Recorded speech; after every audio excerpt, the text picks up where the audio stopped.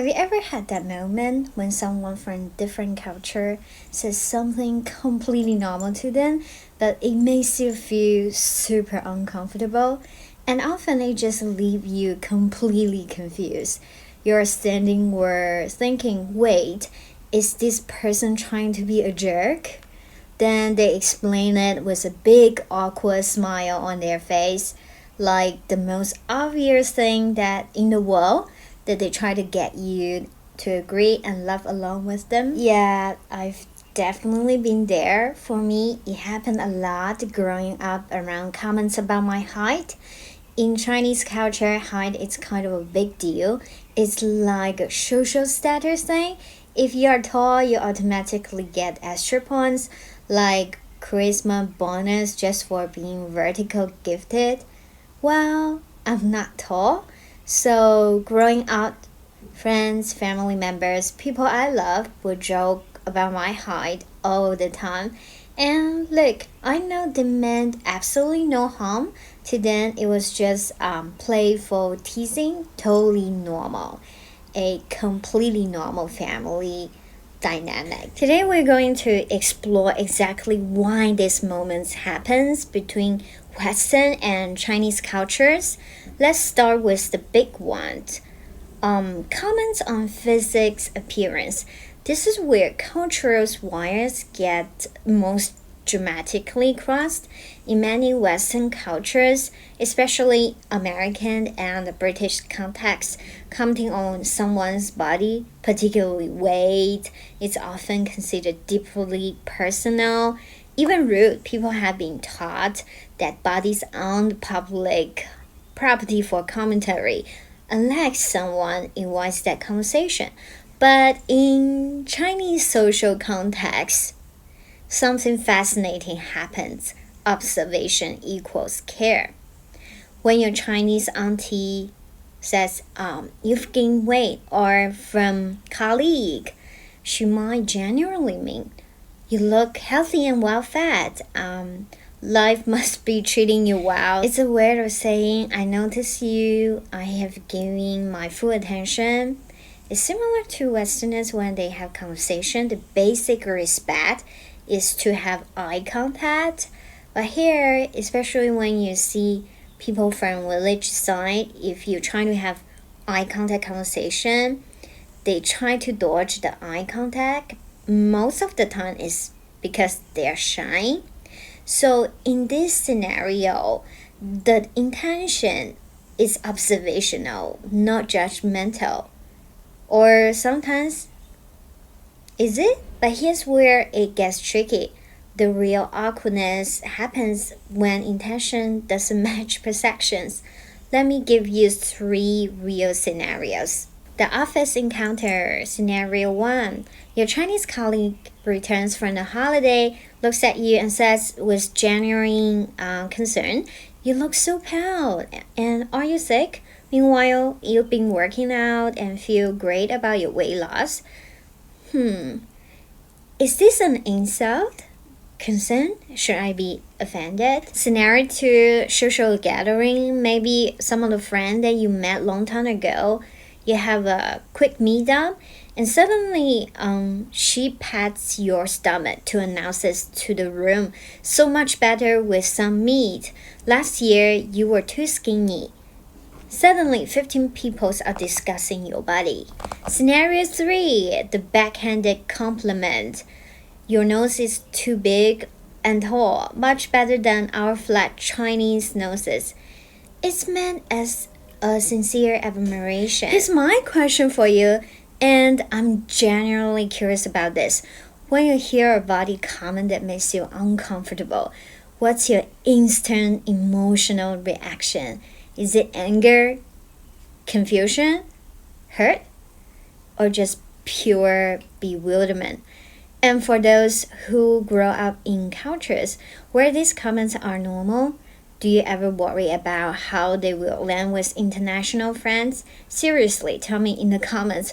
I want to understand both sides of this. We all know the classic, right? The greatest hits, the comments that every Westerner in China has heard it at least 57 times or more than that. Let me run through a few of my personal favorites. Number one, you must eat hamburgers every day, especially if you're Americans. Number two, Western girls are easy, Western boys are playboy. Number three, you must be rich.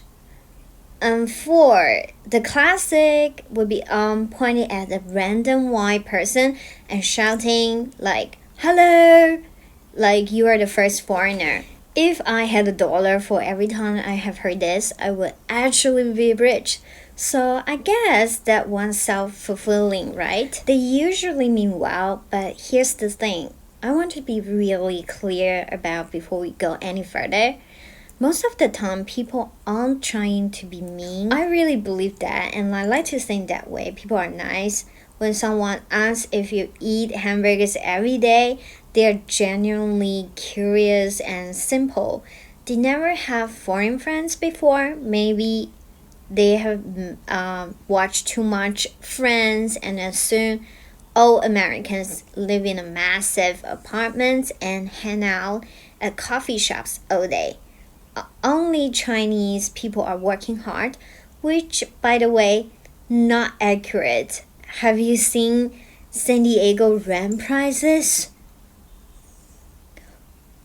So expensive.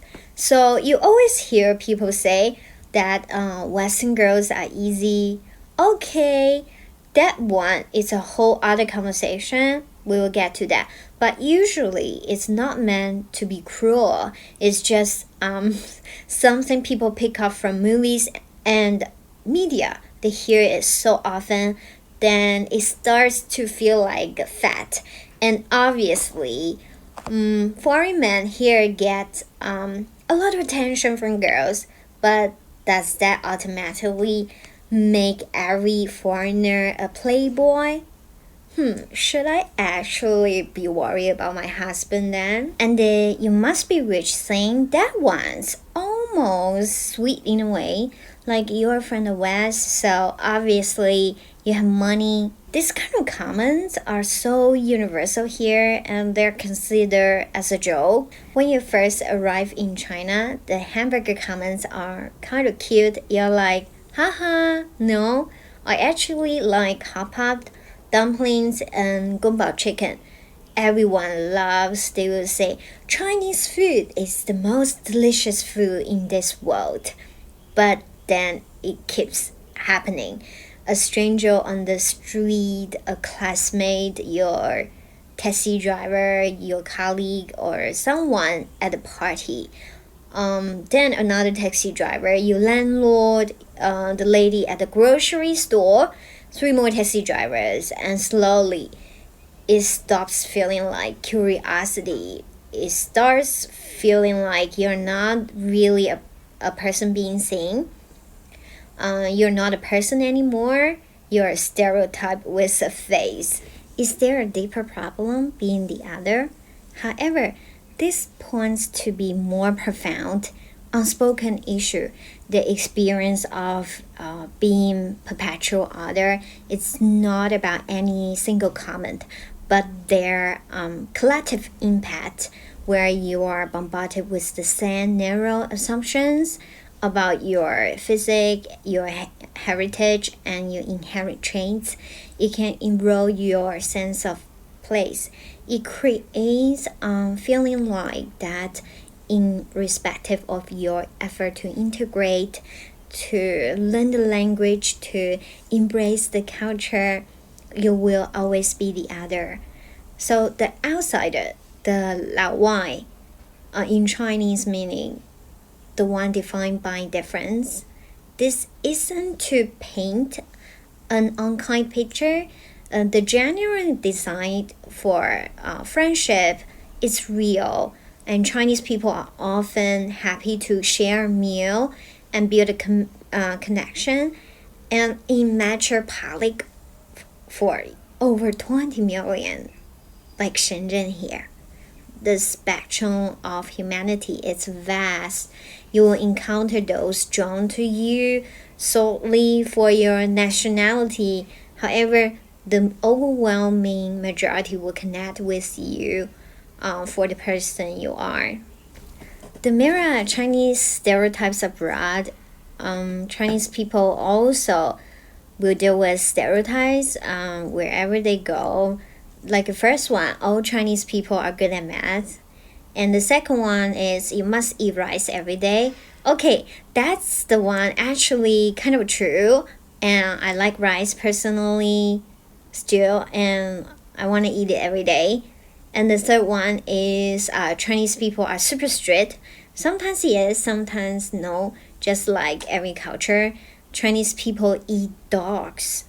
Some places in Guangxi, people still has a tradition to eat dogs, but not majority of the peoples. Why we do it? The psychology of stereotypes. So why we do this? Why do humans love stereotypes so much? One, they are easy. It takes zero effort to put someone in a box. Actually understanding that takes time and energy. Two, they make us feel like we understand the world. If I know what Westerners are like or what Chinese people are like, I don't have to be confused anymore. I've got to figure out. Number three, they are passed down. We hear them from family, from friends, from media. They become part of culture air we breathe. And most of us never stop to question them. 4. Sometimes stereotypes feel true because we notice things that confirm them and ignore everything that doesn't. You know how that works, right? If you believe Western girls are easy, every time you see a Western girl being friendly, you go, see, proof. And every time one isn't, you just don't notice or you call her an exception. That's how stereotypes survive, and they are like bad roommates, they just won't leave. Every single person watching this video, whether you are Chinese, Western, from somewhere else entirely, you are more than any stereotype anyone could put on you. You are complicated, you are interesting, you got inside jokes with your friends, and songs that make you cry and foods that remind you of home. You've got dreams and fears and opinions that don't fit nearly into any box. And the person you meet, they are like that too. So yeah, stereotypes are easy, but easy isn't the same as true. And honestly, going to know someone real, someone who surprises you, who doesn't fit what you expected, that's way more interesting anyway. The awkward middle where we all live. Here's the thing about living between cultures. You're never fully comfortable anywhere. In China, you are a foreigner, you stand out, people comment on your body, your habits, your existence. You're constantly aware that you are different. But then you go back home and you don't totally fit there either. You have changed, you see your home culture differently now. You notice things that you never noticed before. And your friends and your family look at you like, who are you now? Is this weird in between space where you are not quite one thing, not quite another, and in that space, stereotypes feel even weirder because you know both sides. You understand why Chinese people say certain things, and you also understand why Westerners get uncomfortable. You are stuck in the middle, translating both sides to each other while also trying to exist. The humor gap. This brings us to one of the most subtle but powerful differences, what we find funny. In the West, particularly in British and American contexts, we love sarcasm, saying the opposite of what we mean, and self-deprecation. In Chinese culture, we don't do that. Number 3 is ironic, and number 4 is deadpan delivery, saying outrageous things with a straight face, which makes it funny and hilarious. And then in Chinese humor, There's often more emphasis on first one wordplay and puns, and some people is really amazing for this. And number two, we talk about physical and slapstick comedy. Number three, situational humor about daily life. And number four, playful teasing among close friends, commenting on their body and bragging about themselves. That's most common jokes that I heard in Chinese culture. And sometimes it is quite funny. But here's the interesting twist. The rise of Chinese internet culture has created something beautiful, playful, and poetic identities. Sometimes you will see people calling themselves a potato who doesn't want to get up. That's we call ourselves 土豆. And number three is that like Monday morning soul. Number three, professional will. It's not self-hate, it's a shared culture, a way of saying, wow, we all struggle with these universal feelings. After this cultural awkwardness zone, what's the big takeaway? I'm Sapphire. If you enjoy my video about humorous differences between the West and the Chinese, don't forget to hit the like button and comment. It can really help. Thank you for watching.